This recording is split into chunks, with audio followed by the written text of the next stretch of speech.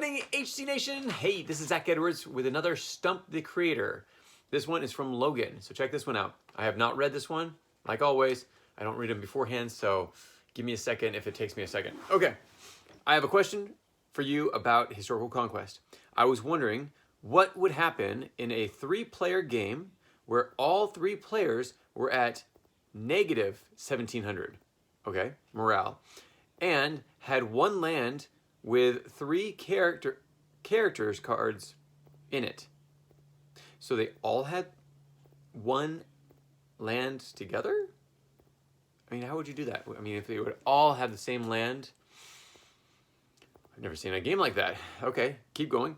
If all at the same time they played the Lost Colony of Roanoke on a different player, okay, so it's like player A and player B played it at the same time on a different player, or I guess if all 3 of them played it on each other, did this really happen? Which reads, interrupt, select 1 opponent's land, all the land's cards are discarded, and that player loses 100 morale for every card discarded. Okay, says, who wins the game? Would they all simultaneously lose? Okay, so let's just bring out the most obvious part. Morale doesn't matter. In this situation, they have 1700. They'd only lose 100 morale for every card discarded. Okay, so 3 players. Oh, they had 3 character cards in them. Okay, so 1, 2, 3. They all had 3 character cards in there. So yes, it would be 1700. So say player A plays it on player B. Player B then plays it on player C. And then right after that, because they can't do it simultaneously, someone has to be able to speak first. They don't, I mean, if you had robots, maybe they could do it at the exact same time. But, I mean, even when my kids play Jinx, they never jinx on the exact same time. It's always slightly off. So you have to figure out who's off. And there's a reason for that. Because when player C plays it on player A, it was the last person to play the interrupt because you interrupted the card from before. So if I play a card that destroys your land and then you say, well, I interrupt that, it means it puts a stop on me and I can't play anymore. So all of a sudden I have to wait.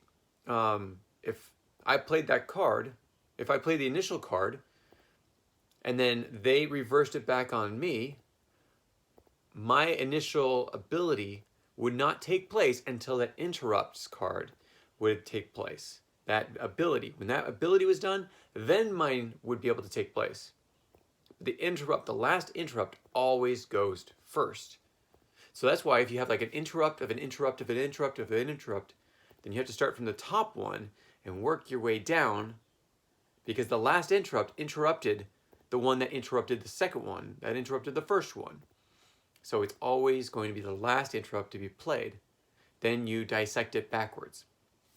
So in this sense, player C played the last card on player A. So they would win, or they would knock down player A. Oh, so hey, great point.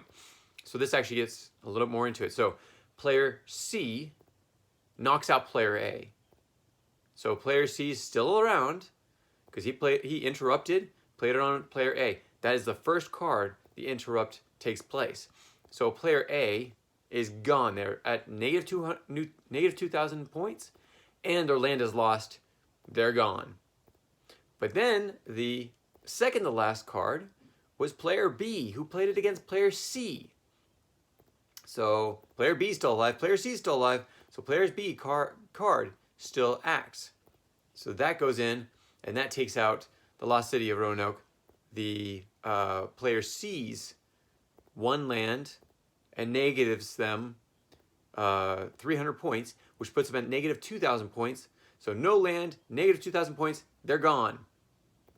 Then it comes back to player B. Now, because the other 2 are already out, player B wins.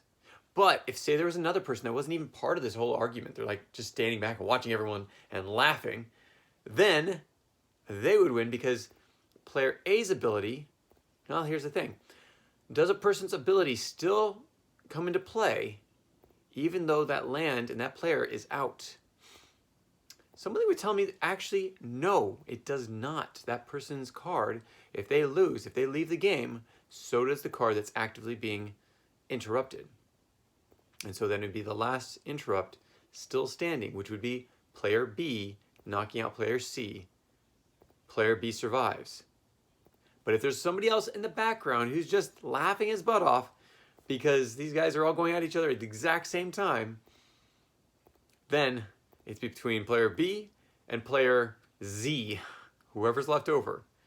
I hope that makes sense. That's your Stump the Creator for today. Thanks so much for joining me. Say hi to Goku, and we'll talk to you later. Take care. Bye. If you have any comments or questions, add them to the comments below. Otherwise, we'll see you tomorrow, actually. Take care. Bye.